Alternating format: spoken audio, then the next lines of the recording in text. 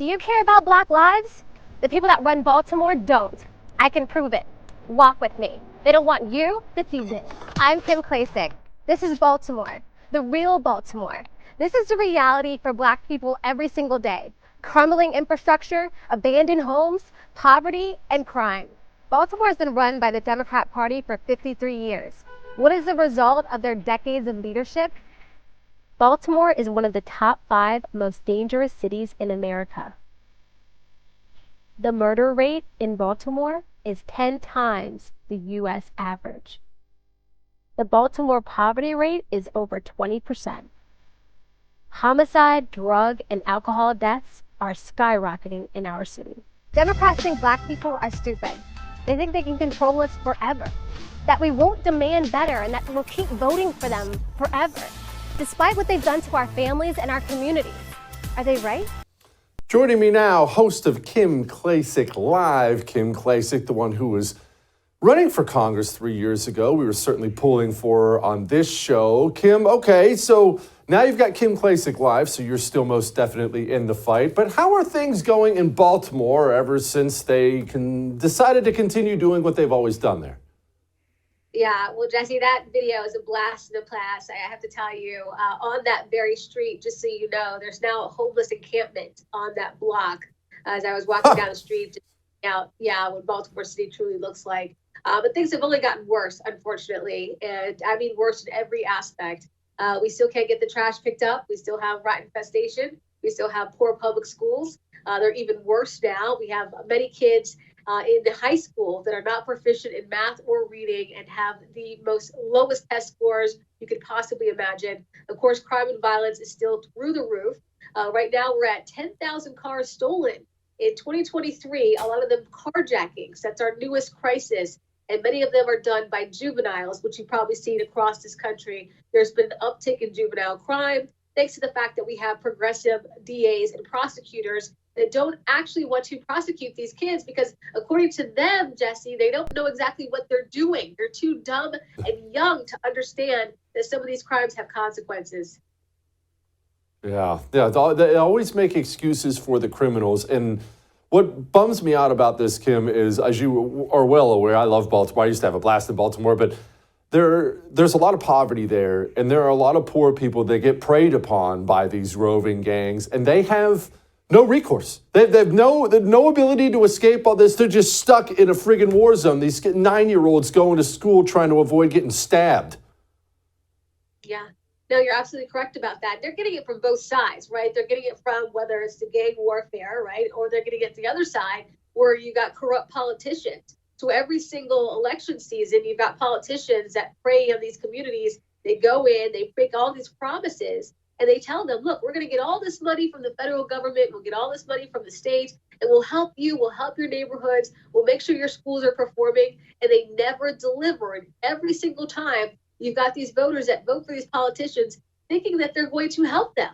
They think, oh, no, this year is going to be our year. And so I wish that more people were starting to wake up and see these politicians really don't care. This is all about having a money grab. They do allow these criminals to continue to keep these residents hostages in their own communities. You've got the open air drug markets. As you say, you got kids that walk past this every day to school. And now they're even recruiting younger kids. Because again, the juveniles, they're allowed to be left, to their own devices. If they want to go rob somebody at gunpoint, if they want to carjack somebody at knife point, they can do so. So you've got these gang members that know that there are no consequences for these juveniles. So they're recruiting them to do their dirty work. And then those kids are getting right back out and standing on the street corners again. And you've got so many progressives in office saying, well, you know what? The last thing we want to do is lead to mass incarceration of African-American men. So we'll just let this continue to happen. Kim, is there an appetite in these blue cities blue areas? I mean, we could talk about whole states. Is there an appetite for political change, meaning changing how you vote, changing political parties? Okay, so a Democrat lied to you this time, and a Democrat lied to you last time, and a Democrat lied to you the time before. Has there ever been a serious movement where everyone looked around and said, maybe we should vote a different way? Yeah, it's kind of complicated, but there is some kind of movement now. And I think more people are posting social media videos showing this. But, you know, even when I ran, Jesse, we clipped 14,000 Democrats in 2020 in the Baltimore City region. So there are people that do want different. And fortunately, in some of these areas, we don't always have Republicans on the ballot. And that's why I always say the RNC definitely has to show up, make sure these seats are not uncontested, because there are some people that are starting to realize that Democrats are not there to help. And so I think there is an appetite, especially what you're seeing going on the national level, right? Whether it's the illegal migration to some of these cities, again, the school system. I mean, Baltimore City is a prime example of a city that needs school choice. And if we can really get some more Republicans to go to the city council meetings, run for those city council seats, run for the congressional seats, you know, the state seats, also the state legislator, we can really make some movement. But you know what? We got to be there on the ground, and we got to stop allowing the media to continue to tell these people that the Republican Party is a party of racists, that we don't care about them. We got to make sure we're there to, you know, let them know the message is we are here and we're here to help. All right, well, the media is not going to stop doing that. So our solution is to run people in these areas, you say, because if that's what you're saying, I totally agree. I, for the longest time, thought the Republicans should be funding races we know we're going to lose, because 10 years from now, we might win these races. These people have not even met the other side most of the time. Yeah, no, that's always what it's been like. You know, when I knocked on doors, and I've talked to you about this, I mean, we would knock on doors and people would open up and I say, hey, you know what? I just want to know, what can I do as a Republican to persuade you for your vote? And more often than not, we would hear people say, you're the first Republican I've ever met.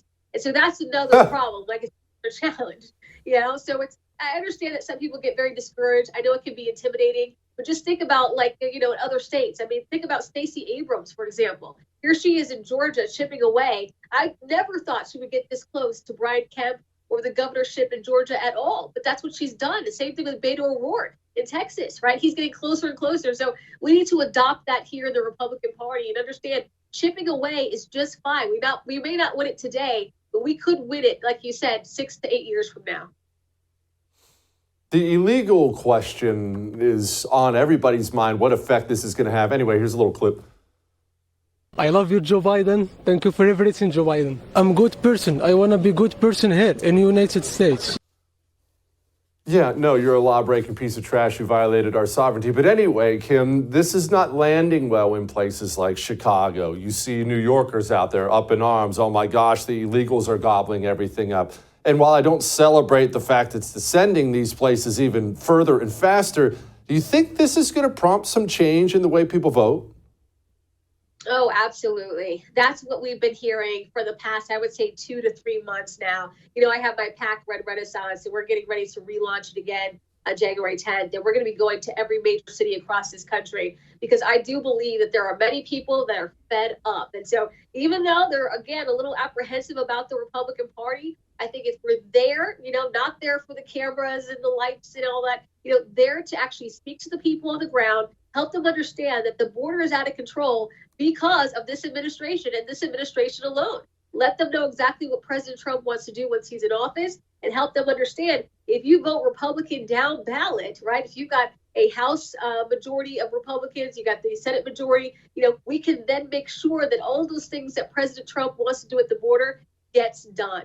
And so we're going to have to try to convince them, you don't want your vote taken for granted anymore. The Democrat Party has used you long enough. It's time for you to stand up on your own 2 feet and understand, Republican, you know, we're not the bad party that many people in the media say that we are. And to be honest with you, most Black Americans, if they would really learn their history, they would know that we more aligned with the Republican Party. You know, we grew up in the churches. We are conservative. You know, that's what we do. We want public safety. We're against so many of the things that the left is trying to produce in this country. And I gotta get this message out and make sure that people understand it. So like I said, we'll be going to every major city for the next 6 months, really talking to many of these people on the ground.